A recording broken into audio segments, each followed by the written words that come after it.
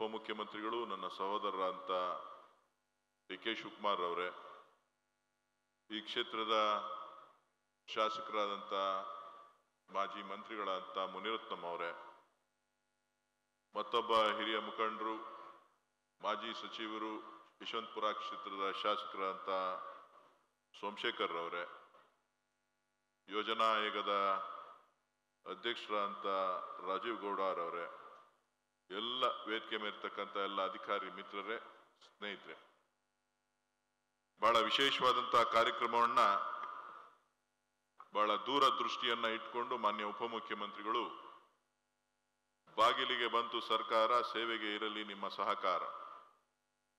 ಈ ಕಾರ್ಯಕ್ರಮವನ್ನ ಬೆಂಗಳೂರಿನ 8 ಡಿವಿಷನ್ ಅಂದ್ರೆ ಇವತ್ತು ಕೊನೆ ಡಿವಿಷನ್, ಈಗಾಗಲೇ 7 ಕಡೆ ಈ ಕಾರ್ಯಕ್ರಮವನ್ನ ಮಾಡಿ ಕೊನೆ ಕಾರ್ಯಕ್ರಮ ಇಲ್ಲಿ ಮಾಡಬೇಕು ಅಂತ ಹೇಳಿ ಮಾಡ್ತಾ ಇವತ್ತು ತಮ್ಮಗಳ ಕುಂದುಕೊರತೆಗಳನ್ನ, ಈ ಭಾಗದ ಜನರು ಎದುರಿಸ್ತಾ ಇರ್ತಕ್ಕಂಥ ಅನೇಕ ಸವಾಲುಗಳು, ಸಮಸ್ಯೆಗಳು.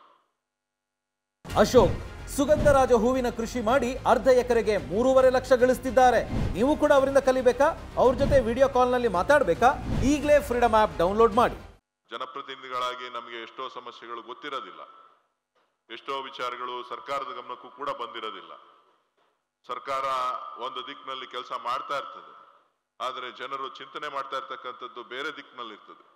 ಆ ದಿಕ್ಕುಗಳನ್ನ ಸರಿಯಾದಕ್ಕೆ ತೆಗೆದುಕೊಂಡು ಹೋಗ್ಬೇಕು ಅಂತ ಹೇಳಿದ್ರೆ ನಿಮ್ಮಗಳನ್ನ ಭೇಟಿ ಮಾಡಿ ನಿಮ್ಮಗಳ ಹತ್ರ ಮಾತನಾಡಿದಾಗ ನಿಜವಾಗ್ಲೂ ಏನು ಸಮಸ್ಯೆ ಇದೆ ಅಂತಕ್ಕಂಥದ್ದು ಅರ್ಥ ಆಗ್ತದೆ ಅಂತ ಹೇಳಿ ಇವತ್ತು ಮಾನ್ಯ ಉಪಮುಖ್ಯಮಂತ್ರಿಗಳು ಈ ಒಂದು ಬಾಗಿಲಿಗಂತೂ ಸರ್ಕಾರ ಅಂತಕ್ಕಂಥ ಯೋಜನೆಯನ್ನ ಇಲ್ಲಿ ಮಾಡ್ತಾ ಇದ್ದಾರೆ.